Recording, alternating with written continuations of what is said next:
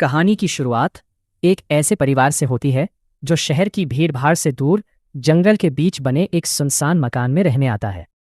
आसपास दूर-दूर तक कोई दूसरा घर दिखाई नहीं देता। परिवार का मुखिया रजर इस घर को बेहद कम कीमत में खरीदता है, इसलिए वह इस बात से काफी खुश होता है कि इतनी कम कीमत में उसे इतना बड़ा मकान मिल गया। परिवार अपना सामान घर के अंदर पहुंचा ही रहा होता है कि उनका पालतू कुत्ता अचानक दरवाजे पर आकर रुक जाता है। वो अंदर कदम रखने के लिए बिल्कुल तैयार नहीं होता। परिवार के लोग उसे कई बार अंदर बुलाते हैं, लेकिन कुत्ता डर के मारे पीछे हटता रहता है। उसकी हालत देखकर ऐसा लगता है जैसे उसे घर के अंदर कोई ऐसी चीज दिखाई दे रही हो जिसे बाकी लोग देख ही नहीं पा रहे। आखिरकार परिवार कुत्ते को बाहर ही छोड़ देता है। दूसरी तरफ रजर की तीनों बेटियां नए घर में आने की खुशी में काफी उत्साहित होती हैं। वे घर के अंदर आपस में आंख मिचौली खेलने लगती है। घर से थोड़ी दूरी पर एक झील भी होती है और उसके किनारे एक बेहद पुराना विशाल पेड़ खड़ा होता है। वहीं रजर की छोटी बेटी अप्रैल को एक अजीब सा खिलौना मिलता है। वह उसे उठाकर घर ले आती है और उस खिलौने को देखकर काफी खुश होती है। इधर तीनों बहनों का खेल जारी रहता है। क्रिस्टीन आंखों पर पट्टी बांधकर अपनी बहनों को ढूंढने निकलती है। उन्हें खोजते खोजते वह घर के एक स्टोर रूम तक पहुंच जाती है। तभी अचानक वहां की कुछ लकड़ियां टूट जाती हैं। उस छोटे से छेद से अंदर झांकने पर उन्हें कुछ अजीब दिखाई देता है। दरअसल लकड़ियों के पीछे एक छिपा हुआ कमरा मौजूद होता है। तभी उनका पिता रजर भी वहां पहुंच जाता है। वह सामने लगी लकड़ियों को हटाता है और अंदर चला जाता है। कमरे के अंदर इतना अंधेरा होता है कि कुछ भी साफ नजर नहीं आता।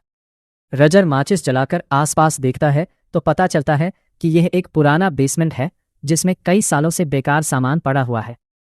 रजर तुरंत अपनी बेटियों को वहां से बाहर आने के लिए कहता है और चेतावनी देता है कि वे दोबारा इस कमरे में ना जाए, क्योंकि अंदर बहुत सारी मकड़ियां हैं और उन्हें नुकसान पहुंच सकता है। इसके बाद वह बेसमेंट का दरवाज़ा बंद कर देता है। धीरे धीरे रात हो जाती है और परिवार सोने की तैयारी करने लगता है। तभी बाहर मौजूद उनका कुत्ता अचानक जोर जोर से भौंकने लगता है। उसकी आवाज़ इतनी बेचैन करने वाली होती है कि रजर भी परेशान हो जाता है। अगली सुबह रजर काम पर निकलने वाला होता है। तभी अचानक उसे घर की छत की तरफ से कुछ गिरने की आवाज़ सुनाई देती है। वह तुरंत आवाज़ वाली जगह पर पहुंचता है और वहां एक कबूतर को जमीन पर पड़ा देखता है। कबूतर बुरी तरह तड़प रहा होता है और कुछ ही पल में उसकी मौत हो जाती है।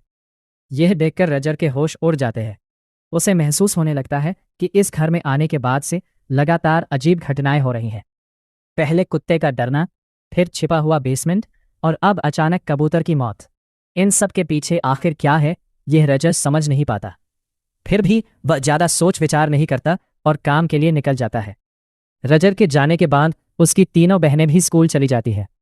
अब घर में कैरोलन और उसकी छोटी बेटी अप्रैल ही रह जाती है। कुछ देर बाद कैरोलन अपनी बेटी के कमरे में जाती है। वहां वह देखती है कि अप्रैल अकेले किसी से बातें कर रही है। कैरोलन हैरानी से पूछती है कि वह किससे बात कर रही है। अप्रैल उसे एक म्यूजिक बॉक्स दिखाती है और बताती है कि उसके अंदर उसका एक दोस्त रहता है जो उससे बातें करता है। यही वही म्यूजिक बॉक्स होता है जो अप्रैल को पुराने पेड़ के पास मिला था। कैरोलन बेटी की बात को गंभीरता से नहीं लेती। वह म्यूजिक बॉक्स को चलाती है और उसके शीशे में ध्यान से देखने लगती है, लेकिन उसे वहां कुछ भी नजर नहीं आता। इसके बाद अप्रैल अपनी माँ से आंख में चौली खेलने की जिद करती है। बेटी की खुशी के लिए कैरोलन तैयार हो जाती है। वह अपनी आंखों पर पट्टी बांध लेती है और अप्रैल से कहती है कि वह घर में कहीं भी छिप सकती है। अप्रैल तुरंत भागकर छिप जाती है। कैरोलन अपनी बेटी को ढूंढते हुए उसके कमरे की तरफ जाती है। तभी कमरे में रखी एक अलमारी अचानक अपने आप खुल जाती है। दरवाज़ा खुलने की आवाज़ सुनकर कैरोलन को लगता है कि अप्रैल शायद अलमारी के अंदर छिपी हुई है। वह मजाकिया अंदाज में अपनी बेटी से कहती है कि अगर वह वही है तो 2 बार ताली बजाए।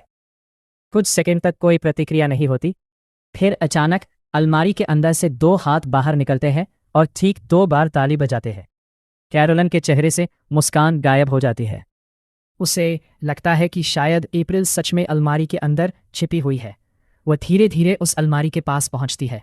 जैसे जैसे वो करीब जाती है, अंदर से किसी के सांस लेने की आवाज़ साफ सुनाई देने लगती है। कैरोलिन को पूरा यकीन हो जाता है कि उसकी बेटी अंदर है। वो अपना हाथ आगे बढ़ाकर उसे पकड़ने की कोशिश करती है, लेकिन अंदर कोई नहीं होता। आवाज़ सामने से आ रही होती है, फिर भी कैरोलिन के हाथ कुछ नहीं लगता। अब कैरोलिन को पहली बार एहसास होता है कि शायद इस घर में वो अकेली नहीं है। कैरोलिन बेसमेंट में फंस चुकी थी। अंधेरे में उसे समझ नहीं आ रहा था कि आखिर उसके साथ कौन खेल कर रहा है। तभी अचानक उसके पीछे किसी बच्चे के हंसने की आवाज गूंजती है।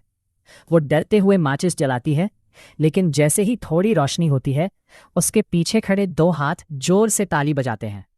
कैरोलिन की चीख पूरे घर में गूंज उठती है। दूसरी तरफ सिंडी नींद में उठकर बार बार अलमारी की तरफ जा रही थी। वो अपना सिर अलमारी के दरवाजे से टकरा रही थी। उसकी बहन एंडी तुरंत उसे पकड़कर वापस बिस्तर पर लिटा देती है, लेकिन कुछ ही सेकंड बाद अलमारी के अंदर से फिर वही खटखटाने की आवाज आने लगती है। एंडी अपनी सोती हुई बहन को देखती है और समझ जाती है कि आवाज सिंडी नहीं कर रही। डर के बावजूद एंडी अलमारी के पास जाती है और दरवाजा खोल देती है। अंदर कुछ भी नहीं था। तभी उसकी नजर ऊपर जाती है। अलमारी के ऊपर एक डरावनी औरत बैठी हुई थी। एंडी कुछ समझ पाती उससे पहले वो औरत अचानक नीचे कूदकर दोनों बहनों की तरफ झपटती है। दोनों लड़कियां चीखने लगती है। उसी समय रजर काम से घर लौट रहा था। बेटियों की चीख सुनते ही वो भागकर अंदर आता है। तभी उसे नीचे से कैरोलिन की आवाज सुनाई देती है। रजर तुरंत बेसमेंट का दरवाजा खोलता है और कैरोलिन को बाहर निकाल लेता है। इसके बाद दोनों ऊपर बेटियों के कमरे में पहुंचते हैं। वहां दोनों लड़कियां बुरी तरह डरी हुई थीं। रजर उनसे पूछता है कि आखिर हुआ क्या है।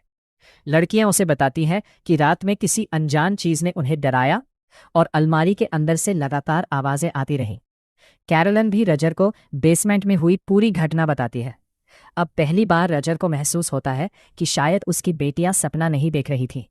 इस घर में वाकई कुछ ऐसा मौजूद था जो उनके परिवार को डराने की कोशिश कर रहा था।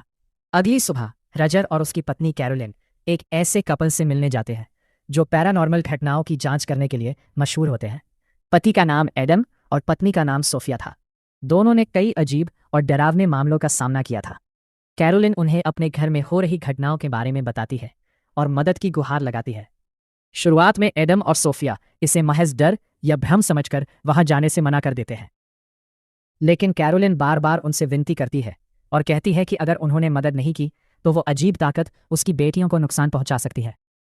बच्चों की बात सुनकर दोनों गंभीर हो जाते हैं और आखिरकार रजर के घर जाने के लिए तैयार हो जाते हैं। कुछ समय बाद एडम और सोफिया वहां पहुंचते हैं।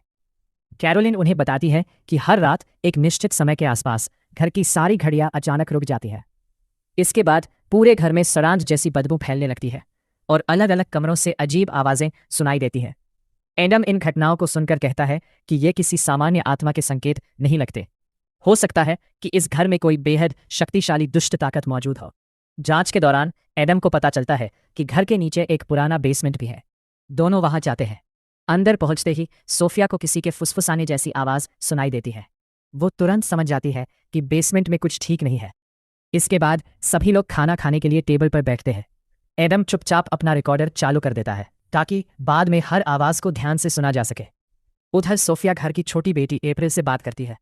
वो उससे पूछती है कि उसकी माँ ने बताया है कि वो किसी अदृश्य दोस्त से बातें करती है। अप्रैल बताती है कि उसका दोस्त रोरी है और वो एक पुराने म्यूजिक बॉक्स के अंदर रहता है। सोफिया उस खिलौने को अपने हाथ में लेकर उसका म्यूजिक बॉक्स चलाती है। तभी सामने लगे छोटे शीशे में उसे एक बच्चे जैसी आकृति दिखाई देती है। ये देखकर सोफिया के होश उड़ जाते हैं। वो अप्रैल से पूछती है कि उसे ये खिलौना कहाँ मिला था। अप्रैल बताती है कि उसे ये झील के किनारे एक बहुत बड़े पेड़ के पास पड़ा मिला था। सोफिया तुरंत एडम को साथ लेकर उस जगह पहुंचती है। वहां पहुंचते ही उसकी नज़र पेड़ पर जाती है और वो डर के मारे पीछे हट जाती है। पेड़ से एक औरत की लाश लटक रही होती है। अब सोफिया को इस पूरे रहस्य की एक अहम कड़ी मिल चुकी थी। घर लौटने के बाद दोनों कैरोलिन को बताते हैं कि इस जगह को सामान्य तरीके से छोड़ना काफी नहीं होगा। यहां मौजूद दुष्ट ताकत का सामना करना पड़ेगा। सोफिया बताती है कि घर में कई आत्माओं के निशान हैं, लेकिन इन सब के पीछे एक बेहद शक्तिशाली काली ताकत है। वो ताकत इस घर के साथ साथ जमीन से भी जुड़ी हुई है। सबसे डरावनी बात यह थी कि सोफिया ने उस काली आकृति को घर में आते ही देख लिया था। पहले वो कैरोलिन के पीछे खड़ी थी और बाद में वही साया बच्चियों के पीछे दिखाई दिया। सोफिया साफ कहती है कि अब वो ताकत इस परिवार से जुड़ चुकी है।